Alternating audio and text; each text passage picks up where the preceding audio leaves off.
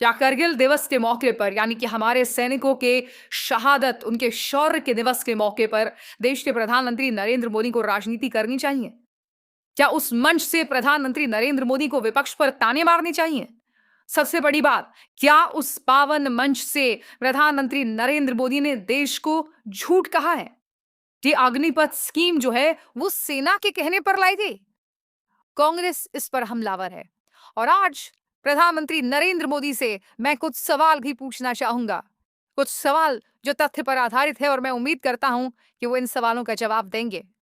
दोस्तों, सबसे पहले मैं आपको बतलाना चाहता हूं कि प्रधानमंत्री ने अग्निपथ स्कीम पर दरअसल कहा क्या आपकी स्क्रीन पर।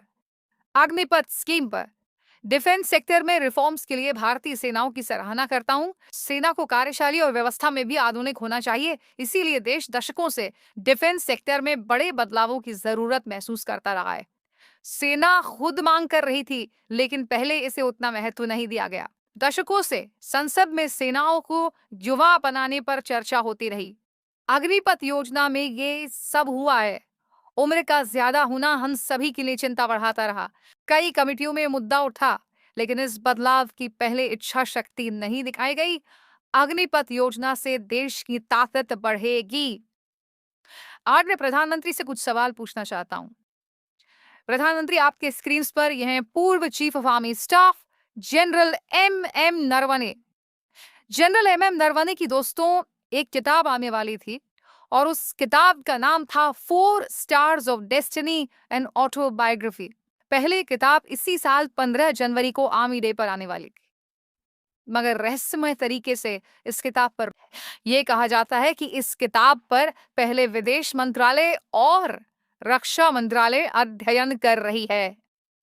क्या आप जानते हैं जनरल एम एम नरवणे ने इस किताब में सोर्सेस के मुताबिक ये कहा था, ये अग्निपथ योजना कहां से आ गई हमें पता ही नहीं चला। यानी कि जनरल एम एम नरवणे इस किताब में ये कह रहे हैं कि अग्निपथ योजना दरअसल सेना की सोच से नहीं निकली है, ये राजनीतिक सोच से निकली है, यानी कि ये भारतीय जनता पार्टी की सोच से निकली है। जनरल एम एम नरवणे ने इस किताब में कहा है कि अग्निपथ योजना was a bolt from the blue, यानी कि ये कहां से आ गई हम नहीं जानते। और दिलचस्प बात यह दोस्तों कि मौजूदा chief of army staff Manoj Pande से जब एक प्रेस कॉन्फ्रेंस में जनरल एम एम नरवणे के उन विचारों के बारे में पूछा गया कि भाई ये जो अग्निपथ योजना है ये कहां से आ गई हम नहीं जानते हैं, तो उन्होंने इस बात पर कोई टिप्पणी नहीं की। हिंदू ने जनरल मनोज पांडे से बात की और उस बातचीत में उन्होंने क्या कहा मैं आपको पढ़ के सुनाना चाहता हूं। The Hindu reported him as saying it would be unfair for me to say anything on that. General Pandey said when asked about General Narvane's observations, adding, from here on we need to move forward. उन्होंने इस मुद्दे पर टिप्पणी भी की। आज मैं प्रधानमंत्री से एक सवाल पूछना चाहता हूं। जब आप Amazon की वेबसाइट पर जाते हैं तो ये किताब अब भी अनअवेलेबल है, यानी कि मौजूद नहीं है। प्रधानमंत्री, आपसे सीधा सवाल, जनरल नरवणे की ये किताब बाहर क्यों नहीं आ रही है? दूध का दूध और पानी का पानी हो जाता, क्योंकि जनरल नरवणे की बात का विश्वास कौन नहीं करे। आप कह रहे हैं कि अग्निपथ योजना जो है वो सेना के कहने पर आई। जनरल नरवणे की किताब कथित तौर पर यह कहती है, जैसा कि वायर की रिपोर्ट कह रही है, कि भाई ये जो योजना थी it was a bolt from the blue. कहां से आई हम नहीं जानते। क्या वजह है? क्या प्रधानमंत्री देश के साथ गलत बयानी कर रहे हैं? और सबसे बड़ी बात, जब मौजूदा chief of army staff general Manoj Pande से भी सवाल पूछा गया तो उन्होंने इस बात का जवाब नहीं दिया। ये तमाम सवाल जो हैं उनके आसपास धुंध की एक परत है। इन सवालों का जवाब दिया जाना चाहिए प्रधानमंत्री।